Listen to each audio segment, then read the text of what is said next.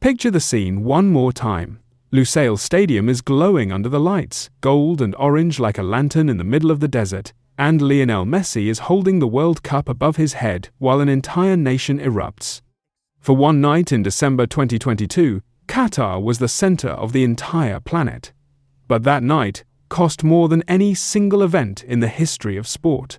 To make it happen, Qatar didn't just build 8 stadiums. It built a country almost from scratch, spending more than $200 billion on roads, a brand new metro system, hotels, a new airport terminal, and entire neighborhoods that didn't exist a decade earlier. So once the trophy was lifted, the fireworks faded and the fans flew home. One question remained, hanging over the desert.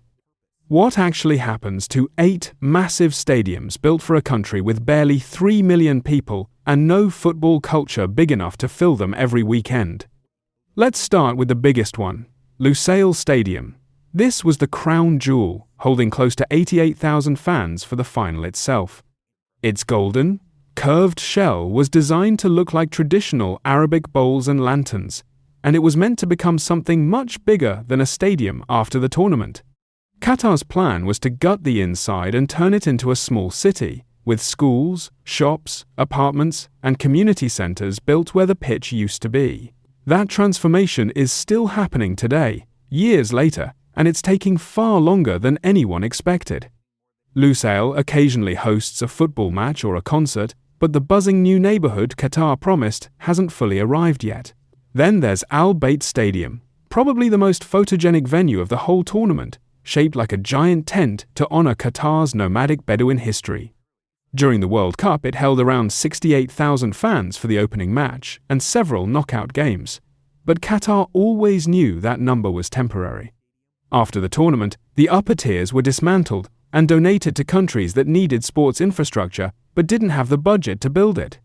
What's left today is a smaller, more sensible stadium that hosts local matches, while critics still argue the whole structure feels oversized for what Qatar actually needs. Education City Stadium tells a more hopeful story. Nicknamed the Diamond in the Desert because of its sharp, sparkling exterior, it sits right in the middle of Qatar's university district, surrounded by campuses and research centers. That location wasn't an accident. About half its original seats were removed after the tournament, and the stadium was handed over to university sports teams and local community events. Out of all 8 venues, this is one of the few that planners point to as a genuine success story, a stadium that actually found a second life instead of just waiting for one. Ahmad bin Ali Stadium had an even simpler path. It was built on the site of an older, smaller stadium and was always meant to become the home ground of the local club Al Rayyan once the World Cup ended. During the tournament, it held around 45,000 fans for 7 matches. Afterward, its capacity was cut down to roughly 21,000, a number that actually matches what a domestic Qatari football crowd looks like. Because it had a clear job from day one, it's rarely mentioned in the debates about waste and excess. Al Janoub Stadium might be the most artistically important building of the 8. It was designed by the late Zaha Hadid, one of the most celebrated architects in the world, and its flowing curves were inspired by the sails of traditional dhow boats used by Qatari pearl divers. After hosting 7 matches, thousands of seats were removed, bringing capacity down to around 20,000. Today, it belongs to Al Wakra Sports Club, hosting regular domestic games. It isn't packed every weekend, but it's alive, which already puts it ahead of some of the more ambitious venues. Khalifa International Stadium is a slightly different case, because it wasn't built for this World Cup at all. It first opened back in 1976 and was heavily renovated for the tournament, hosting 8 matches including the third-place playoff. Since it was already Qatar's national stadium long before the bid was even won, it had a guaranteed purpose the moment construction crews packed up their tools.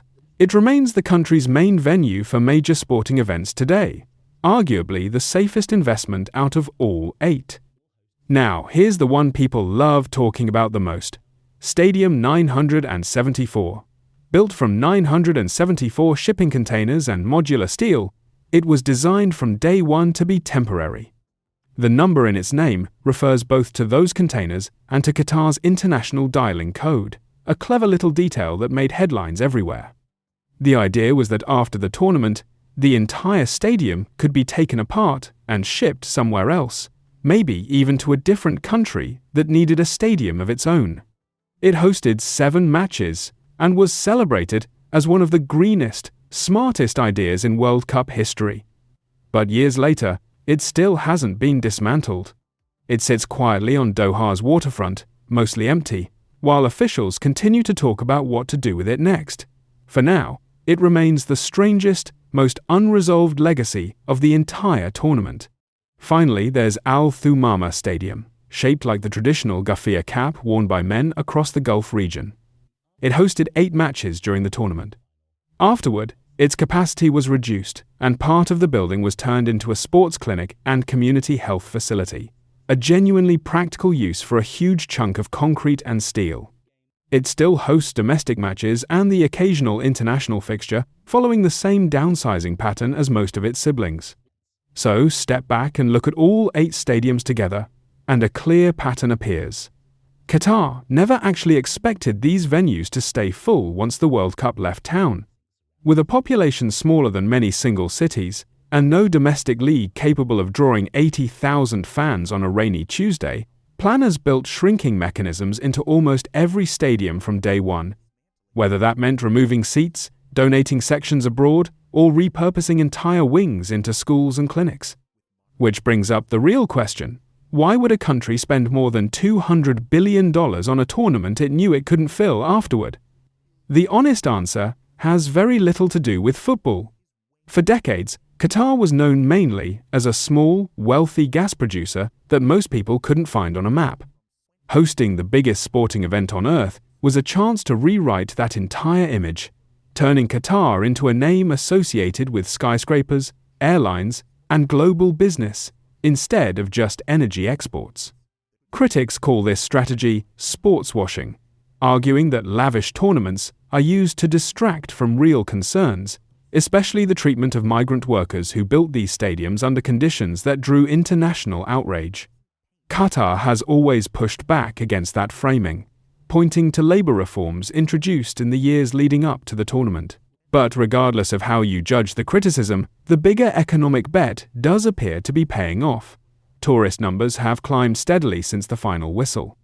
Qatar Airways has grown into one of the most recognized airlines on the planet. The Doha Metro, rushed to completion for the tournament, now quietly moves residents and visitors around the city every single day. Formula One races, global business summits, and major sporting events keep landing on Qatar's calendar, long after the football fans went home. So, did Qatar actually win? If success meant profiting directly from ticket sales and hotel bookings, then no, that math was never going to work out. If success meant every stadium staying packed forever, that was never realistic either.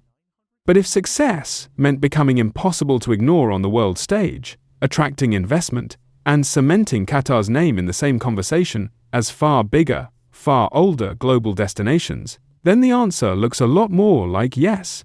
Years after Messi lifted that trophy under the Lusail lights, people are still talking about Qatar 2022, still debating its stadiums, and still asking what happens next. And maybe, in the end, that's exactly the outcome Qatar was hoping for all along.